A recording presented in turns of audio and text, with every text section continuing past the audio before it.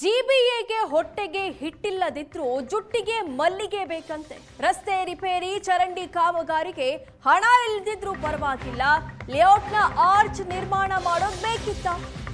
ವ್ಯಾಪಕ ಟೀಕೆಗೆ ಗುರಿ ಆಗ್ತಾ ಇದೆ ಜಿಬಿಎ ಮಾಡಲು ಹೊರಟ ಕಾಮಗಾರಿ. ಬೆಂಗಳೂರು ಉತ್ತರ ನಗರ ಪಾಲಿಕೆಯಲ್ಲಿ ಲೇಔಟ್ ಒಂದರ ಆರ್ಚ್ ನಿರ್ಮಾಣ ಮಾಡಲಾಗ್ತಾ ಇದೆ.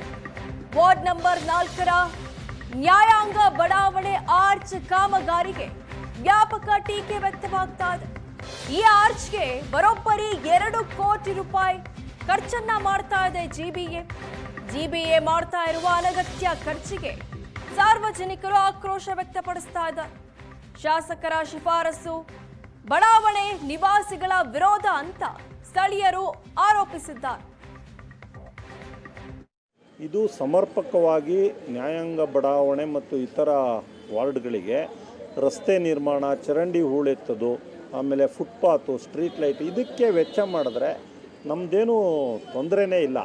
ಆದರೆ ಇದನ್ನು ಡೈವರ್ಟ್ ಮಾಡಿ 2 ಕೋಟಿ ರೂಪಾಯಿನ ಅಲಂಕಾರಿಕ ಈಗಿನ ಸಮಾಜದ ಈಗಿನ ಪರಿಸ್ಥಿತಿನಲ್ಲಿ ದೇಶ ಏನೇನು ಕಷ್ಟ ನಷ್ಟಗಳನ್ನು ಅನುಭವಿಸ್ತು ಅಂತ ಸಂದರ್ಭದಲ್ಲಿ ಈಗ ಅಲಂಕಾರಿಕವಾಗಿ ಆರ್ಚ್ ನಿರ್ಮಾಣ ಮಾಡುವಂಥ ಅಗತ್ಯ ಏನಿದೆ? ಇದರಿಂದ ಸಾರ್ವಜನಿಕರಿಗೆ ಏನು ಉಪಯೋಗ ಆಗುತ್ತೆ?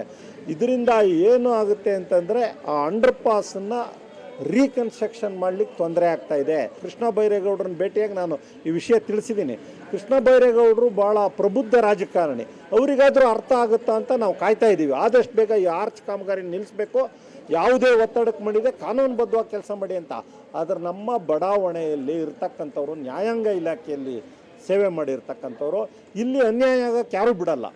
ಯಾಕಂದರೆ ನ್ಯಾಯಾಂಗ ಇಲಾಖೆ ಉನ್ನತ ಹುದ್ದೆಯಲ್ಲಿರೋರೆ ಈ ಫಂಡ್ ಡೈವರ್ಟ್ ಆಗಿದೆ ಅಂದರೆ ಅವ್ರು ಪ್ರಶ್ನೆ ಮಾಡಬೇಕು.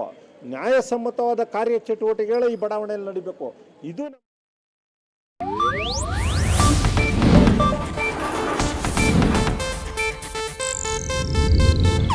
ಇದು ಏಷ್ಯಾನೆಟ್ ನ್ಯೂಸ್ ನೆಟ್ವರ್ಕ್ ಪ್ರಸ್ತುತಿ.